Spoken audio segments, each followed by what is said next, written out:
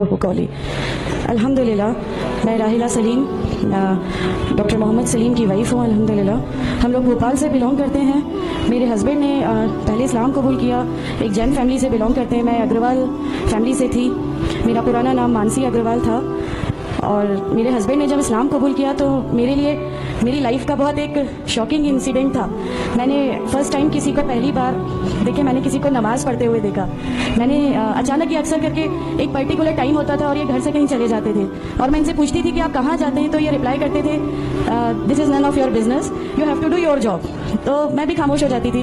बाकी मेरे father in law से अक्सर इनकी डिबेट और सब कुछ हुआ करता था, बट मुझे नहीं समझ में आता था कि ये डिबेट क्या है, ये लोग किस बात पे इतना ज़्यादा, मतलब इनका डिबेट इतना एग्रेसिव मूवमेंट्स पे कैसे आ जाता है। तो बाकी फिर एक धीरे धीरे जब मुझे ये इस्लाम के पहले तो ये लोग नहीं बताए, बट फर्स्ट टाइम जब मैंने इनका फजर की नमाज़ दी और अचानक मेरी नींद खुली और मैंने इनको नमाज़ पढ़ते हुए देखा। मैंने इनसे पूछा कि आप क्या नमाज़ पढ़ रहे हैं, क्योंकि सिर्फ टेलीविजन पे देखा था कि हाँ ऐसे जो करते हैं वो नमाज के एक्शंस हैं। मैंने इनसे पूछा कि आप नमाज़ पढ़ रहे हैं, इन्होंने कहा कि हाँ मैं नमाज़ पढ़ रहा हूँ। मैंने बिल्कुल देर नहीं की मेरे फादर इन लॉ को बताने में। मैं रूम से बाहर निकल के और मैंने सबसे पहले उनको बताया कि पापा जी आज इनको मैंने नमाज़ पढ़ते हुए देखा। तो उन्होंने मुझसे कहा कि ठीक है खामोश रहो, अभी किसी से कहना नहीं, हम देखेंगे क्या कर सकते हैं। अब वो जो मेरी लाइफ का मोमेंट था, वहाँ से मेरे को ऐसा लगा कि ये क्या हुआ, मतलब ये क्या कर रहे हैं, ऐसा क्यों कर रहे हैं, ये कहीं ये किसी ऐसे व्यक्ति से तो नहीं मिल गए जो इनको टेररिज्म की तरफ ले जा रहा है और ये ऐसी चीज़ों में तो नहीं इन्वॉल्व हो जाएंगे। एक बहुत बड़ा डर जो मेरे अंदर था वो, और on that time I was pregnant, तो मेरे को एक बहुत खलबली सी लगी रहती थी कि ये क्या चल रहा है, ये क्या चल रहा है। फिर धीरे धीरे करके जब मैं इनकी बुक्स वगैरह जो अलमीरा में रखी रहती थी वो मैं पढ़ने लगी और ढूंढने लगी, छुपा के रखा करते थे और मुझे जब भी कोई बुक मिलती थी तो फिर मैं उसको पढ़ने लगी। तो मुझे उसमें ऐसा कुछ लगता जरूर था कि पता नहीं कुछ है, कोई डिफरेंट चीज़ है, क्योंकि मैंने देखा कि इनके अखलाक, इनकी सब चीज़ें बिल्कुल चेंज हो गई। जो ये पहले थे उससे ये बिल्कुल अलग हो गए। तो मुझे ऐसा पर्सनली लगता था कि इस प्लेटफॉर्म ने इनको ऐसा क्या दिया जो मेरे हस्बैंड को बिल्कुल चेंज करके रख दिया। मतलब अल्हम्दुलिल्लाह ये उस समय कोशिश करते थे कि जो नबी की सुन्नतें हैं, जो हमारे नबी सल्लल्लाहु अलैहि वसल्लम ने किया, अपनी वाइफ की मदद करना, अपनी वाइफ के साथ किस तरह उसके हुकूक की अदायगी करना, ये सब कुछ वहाँ अल्हम्दुलिल्लाह करने लगे। और मुझे जो इनका ये ड्रास्टिकल चेंज था, जो इनको इस प्लेटफॉर्म पे आए हुए 6 मंथ्स या 1 ईयर हुआ होगा, वो देख के मेरे लिए एक बहुत बड़ा मीनिंग, एक सरप्राइज था कि ये क्या हुआ। फिर उसके बाद मुझे लगा कि नहीं मैं भी अब इसको जानती हूँ, मैं भी अब पढ़ूंगी, और फिर मैं अपने फादर इन लॉ और इनकी डिबेट सुनने लगी। तो जैनिज्म में गॉड कॉन्सेप्ट है ही नहीं। हर वो व्यक्ति जो बहुत ज्यादा इल्म हासिल कर लेता है, बहुत ज्यादा नॉलेज हासिल कर लेता है, तो वो एक लिमिट पर आकर नौजुबिल्लाह गॉड का वो मुकाम हासिल कर लेता है और लोग उसी की फिर पूजा करने लगते हैं, उसी की वर्शिप करने लगते हैं। तो मेरे दिमाग में, मैं अग्रवाल फैमिली से थी, तो मेरे दिमाग में था कि नहीं हमारे जो भगवान है वो 3-4 हाथ वाले हैं, इनका क्या एक ही गॉड है जिसको जाके आपको पूजना है, तो नहीं मैं इनसे तो कुछ नहीं मांगूंगी, 3-4 हाथ वाले भगवान ही होते हैं, ये नहीं कुछ वो ऐसा रखते।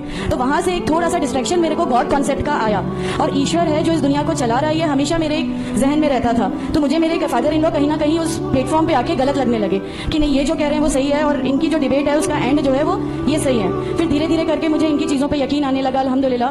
फिर हमारे एक फैमिली फ्रेंड है, उनके यहाँ ये मुझे ले गए। वहाँ पर किसी ने मुझसे कहा कि मैं बहुत बुजुर्ग हो चुका हूँ, कलीम सिद्दीकी शायद है, कलीम सिद्दीकी साहब है, मुझे उनका नाम ध्यान नहीं है अच्छे से, बट उन्होंने मुझसे कहा बेटा मैं बहुत बुजुर्ग हो चुका हूँ, मैं चाहता हूँ तुम कलमा पढ़ लो, मेरी जिंदगी रहे ना रहे, मैं आपसे मिलूँ ना मिलूँ, तो आप कलमा पढ़ लो। तो अल्हम्दुलिल्लाह मैंने कलमा पढ़ लिया। कलमा पढ़ने के बाद भी जब हम घर लौट रहे थे तो मैंने इनसे कहा कि मैंने सिर्फ अभी कलमा पढ़ा, अभी आप ये मत समझिएगा कि मेरे को सब समझ में आ गया और मैं इस चीज़ को मान लूंगी। इन्होंने कहा नहीं तुम्हारी मर्जी, किसी में कोई फोर्स नहीं है। तो अल्हम्दुलिल्लाह अल्लाह ताला का एहसान है, उस कलमे की ताकत थी। और ये हमेशा कहते थे तुम्हें कोई दुआ मांगनी है तो तहज्जुद में मांगा करो, तहज्जुद का जो टाइम होता है वो बहुत कीमती होता है और उसमें अल्लाह ताला सबकी दुआएं कबूल करता है। इन्होंने मुझे एक दुआ सिखाई थी कि तुम एक दुआ मांगो कि या मेरे रब अगर मेरा हस्बैंड गलत रास्ते पर है तो उसको सही रास्ते पे ले आ, और अगर मैं गलत रास्ते पे हूँ तो मुझे सही रास्ता दिखा दे। अल्हम्दुलिल्लाह मैं ये दुआ कंटिन्यू मांगती थी। एक बार मेरी नींद अल्हम्दुलिल्लाह तहज्जुद में खुली और बस मैं नॉर्मल जैसे एक ध्यान करते हैं वैसा मैं बैठ गई और अपने आप अचानक दिल चाहा कि बस सजदा करूँ। मेरी ज़िंदगी का वो पहला सजदा था और उस बहुत लंबा सजदा था, और उस सजदे में मैंने मेरे रब से क्या क्या मांग लिया मुझे भी नहीं याद है। और उस समय मुझे ऐसा फील हो रहा था जैसे अल्लाह ताला खुद मुझसे बात कर रहा है, अल्लाह मेरे सवालों का जवाब खुद दे रहा है अल्हम्दुलिल्लाह। बस उसके बाद तो ऐसा लगा कि नहीं इस्लाम हक है और इस्लाम पे ही चलना है।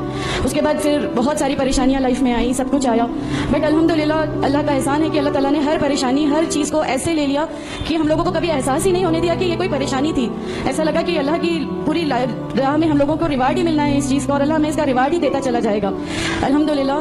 बस उस समय से शुरुआत हुई थी दीन इस्लाम की अल्हम्दुलिल्लाह। आगे चल के परेशानियाँ, तकलीफ़ें हर रिवर्ट की ज़िंदगी में आती हैं, लेकिन मैं हर रिवर्ट बहन से ये कहना चाहती हूँ कि अल्लाह की खातिर आप लोग इस दीन में आए हैं, किसी और चीज़ के लिए नहीं आए। तो अल्लाह ही की खातिर इन परेशानियों को भी झेलिए, अल्लाह ही की खातिर झेलिए। अल्लाह ताला अगर आप लोगों से माशाल्लाह, मैं जब घर से निकली, जब हमारे फादर इन लॉ ने हमें घर से निकाला, मेरे बच्चे की, छोटा बच्चा था, छोटे वाले की सिर्फ एक दूध की बोतल थी, इसके अलावा कुछ भी नहीं था। मैं जॉब करती थी, मैंने अपने छोटे बेटे को माँ के यहाँ छोड़ के जाया करती थी।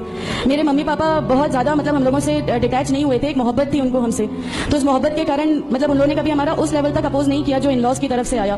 तो जब मैं मेरे मायके गई और मैंने अपने बच्चे को लिया और मैंने कहा कि माँ हमने वो घर छोड़ दिया, हमें उस घर से उन लोग निकाले, ऐसा करके माँ है, बहुत रोई, तुम लोग क्यों ऐसा कर रहे हो, क्या करोगे, कैसे रहोगे, दोनों छोटे बच्चे हैं, क्या होगा।